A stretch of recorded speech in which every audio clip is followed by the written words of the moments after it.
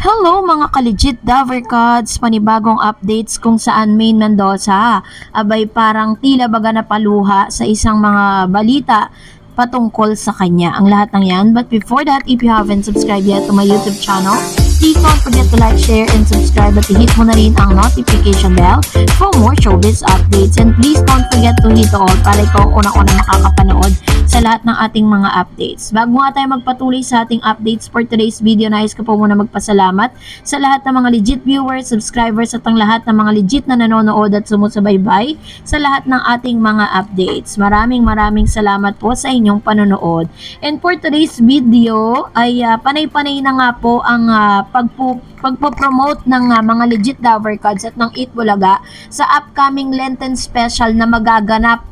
So, first time po ito mangyari sa TV5 na magkakaroon ng Lenten special through TVJ's production, dahil makikita na po natin kung paano umacting itong si Raisa. Si Maine kasi nakita na natin umarte yan eh. Nakita na natin siya na on screen, 'di ba? But this time, very light lang. Pero, ang pinaka nakita ko talaga ditong bongga, itong si Miss Miles Ocampo. Talagang actress talaga ang datingan ni Miss Miles sa mga ipinakita niya. And this time, ito na nga, dahil talagang pinakaantay ng lahat, kung ano ba talagang ipapakita nila. Maging si Bossing, pag po pinanood niyo yung mga trailer po nila ngayon, talagang mag-goosebumps ka. Dahil napakaganda po ng teaser na pinapakita nila. It only shows na talagang hindi nila binabali o hindi nila binibigo ang ilan sa mga manonood sa mga masasaksihan natin.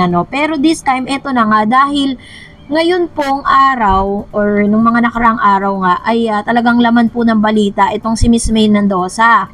Meron po kasing nagbibigay ng hint na itong si Miss Maine Mendoza di umano ay nag-expect ng babies this year 2024 kasi nung pagpasok pa lang po ng January, pagpasok pa lang po ng taon, nagtitweet na po yan, nagpo-post po siya sa kanyang Twitter na bakit daw lagi siyang antok na antok. Yun po yung lagi niyang post, So parang tuloy sabi ng ilan sa mga followers po niya sa Twitter na tila baga nagdadalang tao na itong si Miss Maine.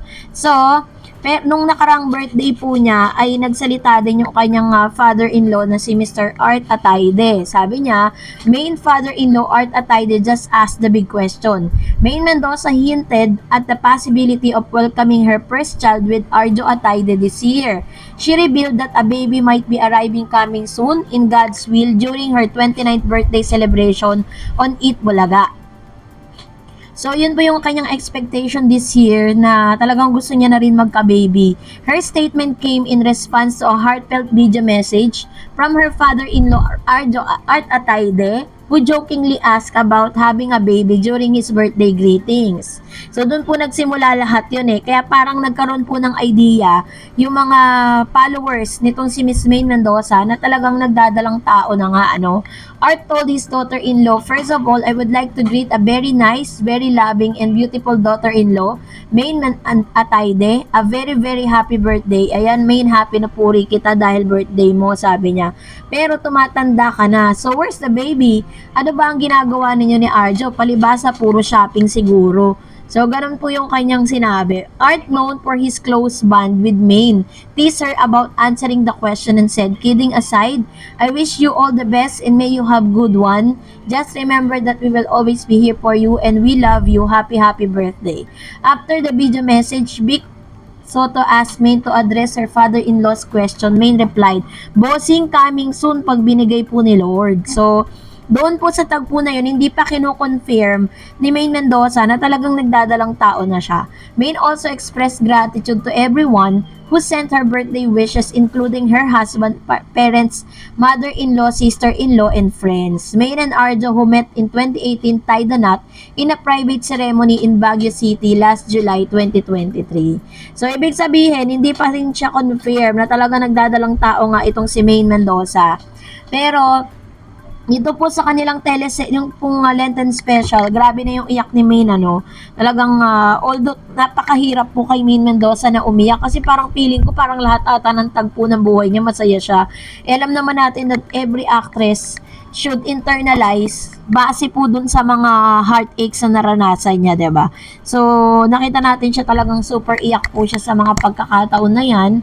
At marami rin po talagang nag-expect na sana nga this year matupad na yung kanyang birthday wishes na magkaroon na sila ng baby soon, no? At ito po yung isang add-on para sa lahat, ano? And then after kanina ay talagang meron po silang guest na or dun sa Dear It Bulaga, pinili po nilang isang sender na nag-request po ng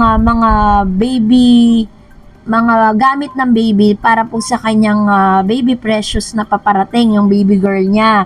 So isa sa mga ni-request niya na sana daw ay magkaroon siya ng mga gamit na pang baby para sa kanyang paparating na baby soon. So, parang tuloy, inire-relate tuloy ng ilan sa mga manonood na tila baga na meron pong isang Dabber Cards na magbubuntis this year. Kasi 'di ba kung matatandaan ninyo, nung last na nagbigay po sila ng kanilang parang gift sa Dear It Bulaga, related din sa mga shoes. Tapos biglang may mga revelation itong si Alan Kay patungkol sa shoes. And then buong araw yon parang ang tema nila, it's about shoes. And this time, ito yung kaya po nag-arouse bigla yung issue na or yung ito pong usap-usapan na si Maine Mendoza ay nagdadalang tao na nga. Pero wala pang confirmation or wala pang sinasabi na any parang kasi pag trimester or pag first 3 months mo parang hindi mo pa pwede siyang i-announce dahil totally hindi mo ba alam kung magiging successful ba yung pregnancy, 'di ba? Pero sa mga nakikita naman natin na itsura ni Maine parang wala pa rin naman pagbabago, same pa din. Ganun pa din po yung itsura, hindi naman siya tumataba at lalong hindi naman din siya parang may something na nangyayari or kakaibang nangyayari sa kanya.